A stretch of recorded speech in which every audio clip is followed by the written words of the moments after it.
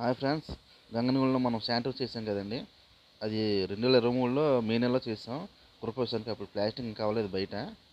So manhole మనకి ప్రహరీ వచ్చి మామూలుగా మనం ఫిల్టర్లు వేసి నాగలు కట్టుకుంటాం, లేదా తుమ్మదంగళాలు గోడ కట్టుకుంటాం. సో ఓనర్ గారు ఏంటంటే హైదరాబాద్ నుంచి స్పెషల్గా రాళ్ళు తెప్పించుకొని, అది కొన్ని సరిహద్దు రాళ్ళలో అలాగే ఉంటాయి కొండరాళ్ళు. అవి వెడల్పు వచ్చి 14 అంగుళాల సైజు వస్తుందండి, గోడ వెడల్పు వచ్చి. దానికోసం మనం మ్యాన్హోల్ వచ్చి లోనకు జరపడం జరిగింది. సో అదిగోండి మన పైన బాత్రూమ్ ఉంది. మామూలు కమోడ్కి ఆంగ్లాలు, వేస్ట్ వాటర్కి వచ్చి 2.5 వాడతాం. సో చూడండి, మనం ఇప్పుడు మెయిన్ చేసాం పని. అప్పుడు బయట ప్లాస్టింగ్ చేయలేదండి, ఈ పరందాలు వేసి చేసి కంపు చేశారండి. సో మనం చేసిన పని పాడైపోయిన మనకు చాలా బాధగా ఉంటుంది. చాలా నీట్గా చేస్తాం పట్టి.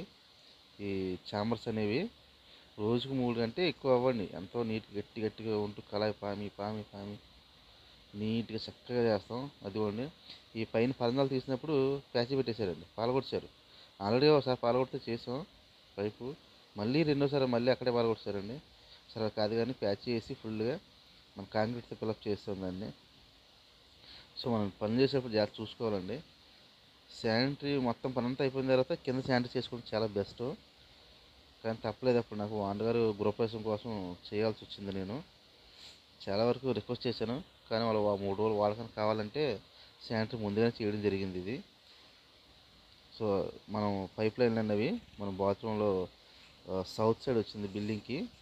సో అదిగోండి, మనకి ఈ పైపులు అనేవి మనం మూస్ట్ వెళ్ళినప్పుడు లైన్ చాలా స్ట్రైట్గా వేసుకోవాలండి.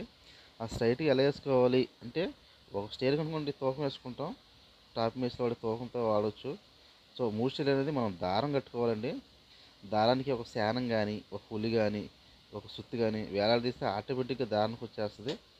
ఆ దారం ప్రకారంగా మనం లైన్ వేసుకుంటే నీట్గా దారం ఎలా ఉందో మన పైప్ లైన్ కూడా అంత నీట్గా వస్తుందండి. చూడడానికి వాండర్స్గా చాలా నీట్గా ఉంటుంది. ఈ ఇంజనీర్ కానీ ఎవరు వచ్చినా కానీ మన పనికి వంక పెట్టే అయితే అవకాశం ఉండదు. సో అది చాలా జాగ్రత్త చూసుకోవాలి స్ట్రైట్ లైన్లో. అది మనం జాగ్రత్త వహించకపోతే వంకరలా వస్తూ ఉంటాయి మనము పైపులు అవి. చూడండి, సౌత్ సైడు మ్యాన్హోల్ అని ఎక్కడెక్కడ మనకి మ్యాన్హోల్ ఉంటాయి పైప్ కిచెన్కి కానీ. ఇది వచ్చి కిచెన్ లైన్ అండి. సో స్ట్రైట్ లైన్లో మనం 2 కలెక్షన్లు వస్తే ఏ కలెక్షన్ కా కలెక్షన్ స్ట్రైట్ పైపు కలిపి మంచిది. 2 కలిపి ఒకే దాంట్లో ఇవ్వకూడదు, అది మెయిన్ గుర్తుంచుకో. ఇంటీరియల్ చూడండి ఎలా చేయించారు ఓనర్ గారు. సో లోన ఓనర్ గారు పర్మిషన్ చేయకుండా వీడియో తీయకూడదు, అయితే మీకు లోన్ చూపించేవాడిని. ఓనర్ గారు లేరు, సో పెద్ద ఆయన వాళ్ళ నాన్నగారు ఉన్నారు.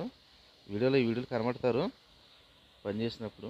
చూడండి మ్యాన్హోల్ ఎలా ఉన్నా. ఇది వచ్చి మనకి వేస్ట్ వాటర్ పైప్ అండి, ఇంకుడు కూడా పెట్టుకున్నారండి. అప్పుడు కాలువ లేదు, ఈ మెయిన్ కొత్తగా రీసెంట్గా కాలువ కట్టించారు.